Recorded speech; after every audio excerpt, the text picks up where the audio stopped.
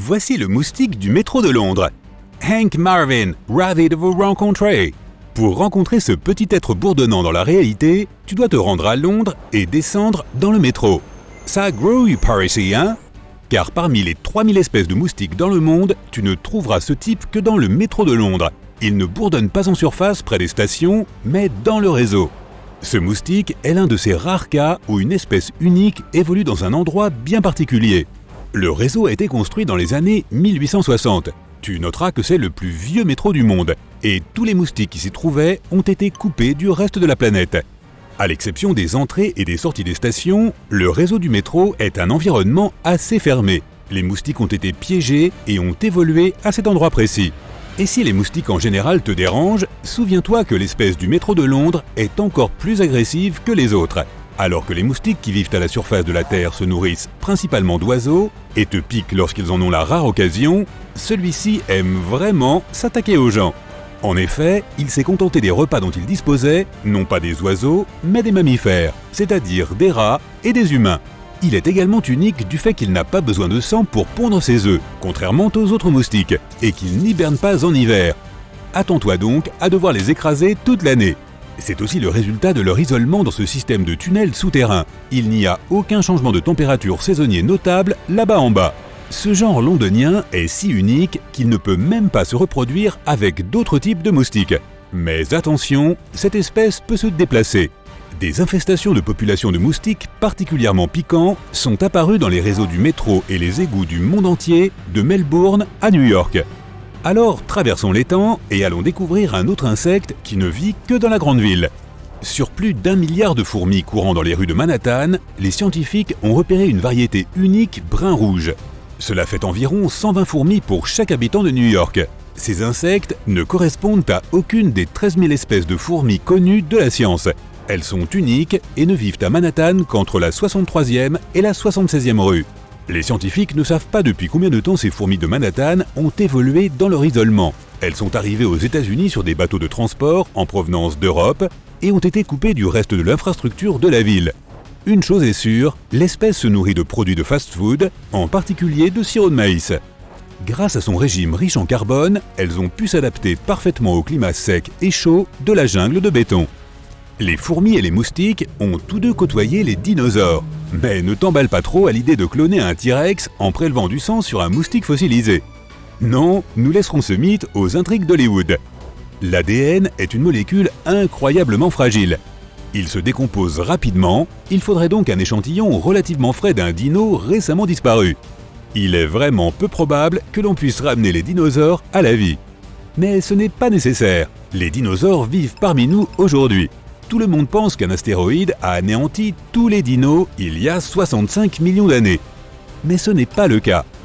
Certains ont survécu et ont évolué pour devenir des créatures que tu vois tous les jours. Les oiseaux. En effet, le plus proche parent vivant du puissant T-Rex est le poulet. Les tarentules à l'état sauvage gardent de petites grenouilles comme animaux de compagnie. Elles ne les nourrissent pas et ne les emmènent pas en promenade, mais elles les laissent traîner dans le coin. C'est une relation gagnant-gagnant. La grenouille obtient un gros garde du corps poilu contre les choses qui veulent la manger, et la tarentule, elle, gagne un protecteur pour son nid. Ces minuscules grenouilles se nourrissent des fourmis qui essaient de manger les œufs de l'araignée. Il n'y a pas de frontière distincte entre la fin de notre atmosphère et le début de l'espace. Plus on monte et plus on s'éloigne de la surface, plus l'air devient fin. À un moment donné, il perd suffisamment de densité pour que les ailes des avions ne fonctionnent plus. C'est à environ 96 km d'altitude que les scientifiques ont décidé que l'espace commençait officiellement. Oui, le cosmos n'est qu'à 1 heure de route. Les photorécepteurs de tes yeux sont si sensibles qu'ils peuvent projeter une image alors qu'elle n'est même pas là. As-tu déjà fixé une lumière vive, déplacé tes yeux vers autre chose dans la pièce et continué de voir la forme de cette ampoule flotter devant tes yeux? Ce sont tes yeux qui continuent à envoyer des informations visuelles à ton cerveau. Un œil humain sain peut voir la lumière d'une bougie jusqu'à 50 km de distance. La fosse des Mariannes, l'endroit le plus profond connu sur la planète, qui pourrait contenir le mont Everest avec de la place à revendre, ne descend que de 10 km. La limace de mer mange tellement d'algues que son corps absorbe une partie des cellules végétales, chloroplastes, qui lui permettent de réaliser la photosynthèse. En fait, cette limace de mer est mi-animale et mi-végétale. Lorsque tu rêves, les idées émanent de ces parties plus anciennes de l'esprit humain qui se réfèrent davantage à la mémoire génétique qu'à ta propre mémoire personnelle. Les smartphones et les voitures sont arrivés dans nos vies à une époque relativement récente, et nos cerveaux d'hommes des cavernes n'y sont pas suffisamment habitués. C'est pourquoi il est rare que tu vois de la technologie dans tes rêves. Ok, disons que tu es l'un des rares chanceux qui a utilisé un téléphone dans son rêve. Est-ce que tu as eu du mal à lire ou à écrire un texte ?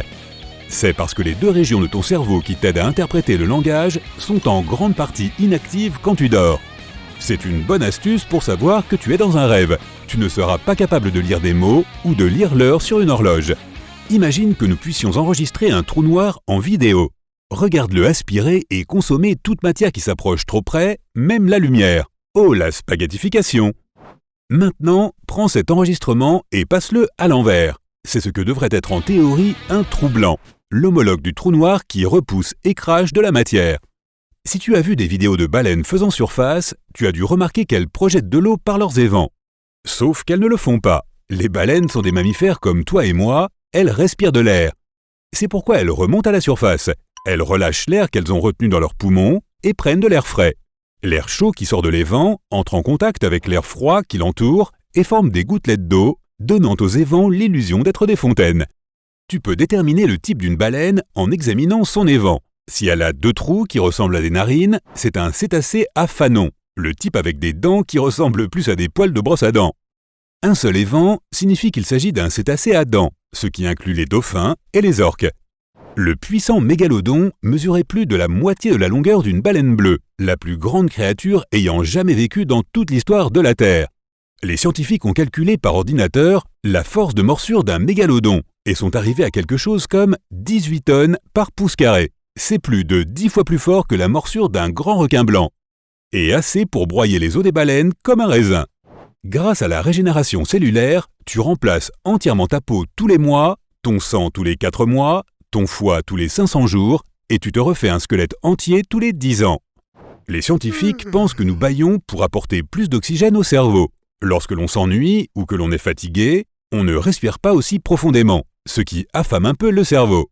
L'expansion des poumons et l'étirement des muscles qui les entourent contribuent également à réveiller le corps.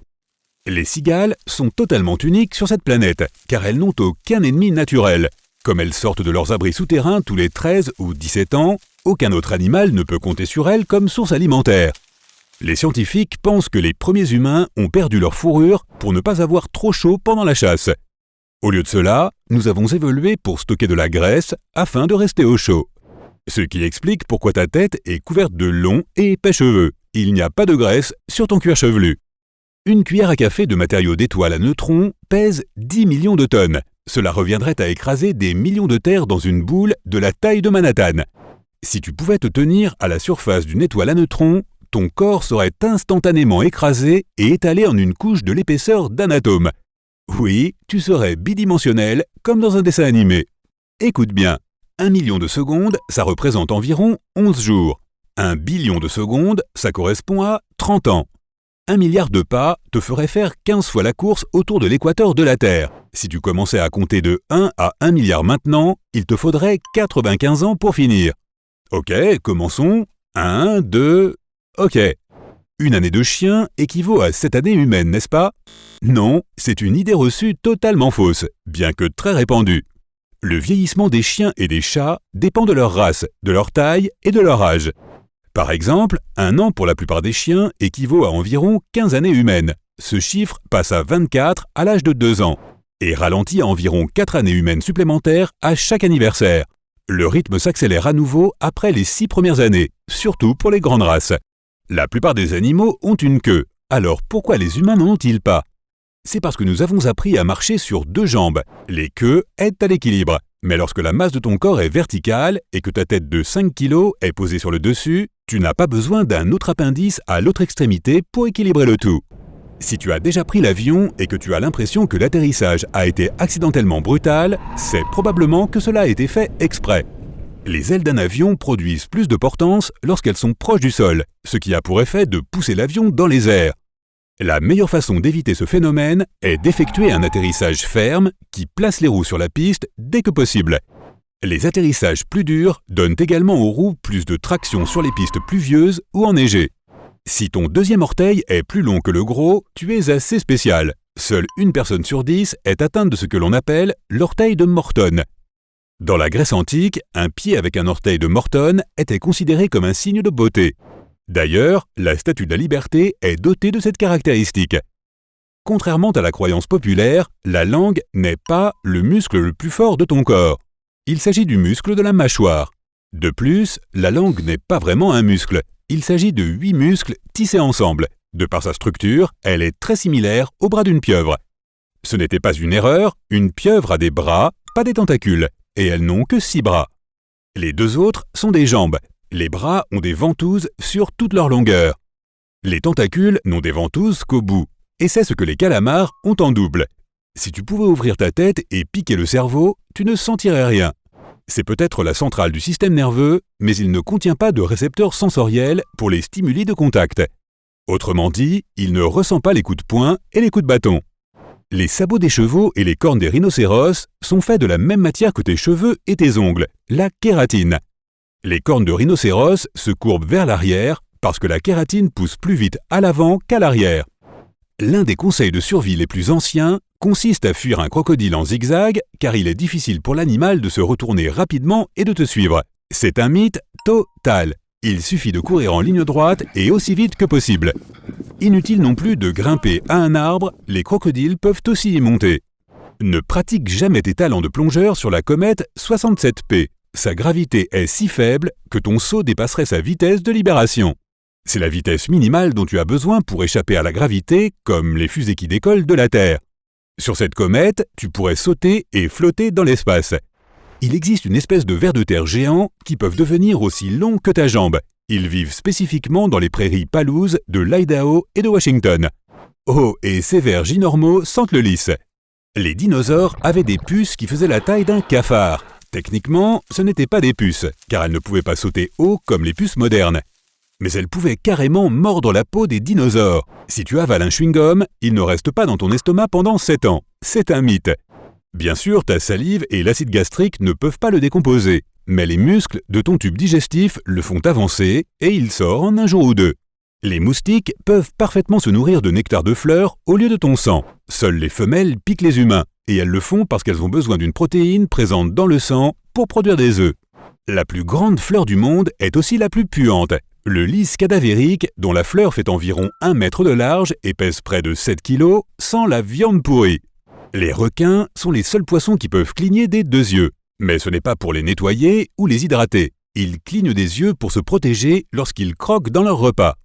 Un cumulus moyen, c'est-à-dire le gros nuage dodu, pèse un peu plus de 450 000 kg. C'est le poids d'environ 100 éléphants adultes flottant au-dessus de ta tête par une journée nuageuse. Si tu cries dans l'espace, personne ne t'entendra. C'est parce qu'il n'y a pas de molécules dans le vide de l'espace pour que les ondes sonores puissent se propager.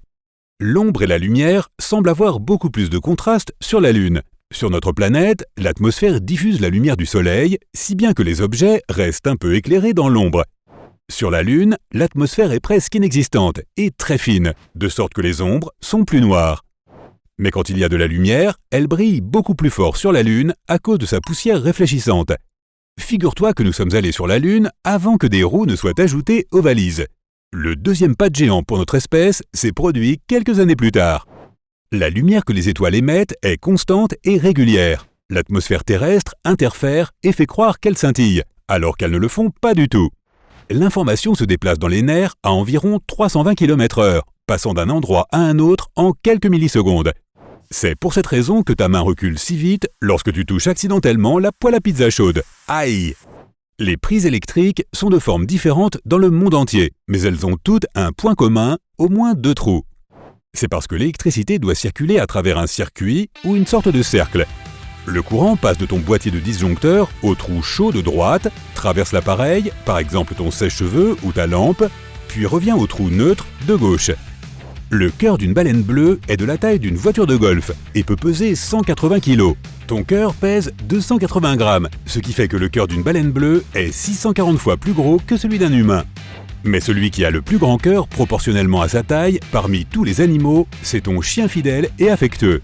Les personnes qui se faisaient photographier à l'époque victorienne disaient prune au lieu de fromage. Le fait de façonner la bouche de cette manière leur donnait apparemment un air plus noble. De plus, la prise d'une seule photo pouvait prendre de 15 à 30 minutes. Tu imagines tenir un sourire aussi longtemps? Cléopâtre a vécu plus près de la sortie du premier iPhone que de la construction des grandes pyramides. Lorsque les premiers fossiles de dinosaures ont été découverts dans les années 1670, les gens n'avaient aucune idée de ce qu'ils étaient. Leur meilleure hypothèse, les ossements appartenaient à une espèce éteinte de géants humains. Des fossiles montrent également qu'il y a 40 millions d'années, les pingouins avaient la taille d'un kangourou. La plus grande chute d'eau du monde se trouve sous l'eau. Il s'agit de Cataracte détroit du Danemark, où l'eau froide et dense des mers nordiques coule sous l'eau chaude de la mer d'Irminger. En chemin, elle fait une chute de 3500 mètres sur une crête sous-marine. C'est plus de 3 fois la hauteur de la plus haute chute d'eau sur Terre. L'Australie est plus large que la Lune. Vérifie les chiffres, le pays des antipodes s'étend sur près de 4000 km. La Lune, un peu plus de 3380 km. Le créateur du Rubik's Cube, Erno Rubik, a mis 1 mois à résoudre le cube après l'avoir créé au début des années 1970. Le record mondial est aujourd'hui de 3,47 secondes. La foudre est 4 fois plus chaude que le soleil. Un seul éclair peut griller plus de 100 000 tranches de pain. Les ananas contiennent une enzyme digestive. Ainsi, lorsque tu manges un ananas, il te ronge aussi un peu.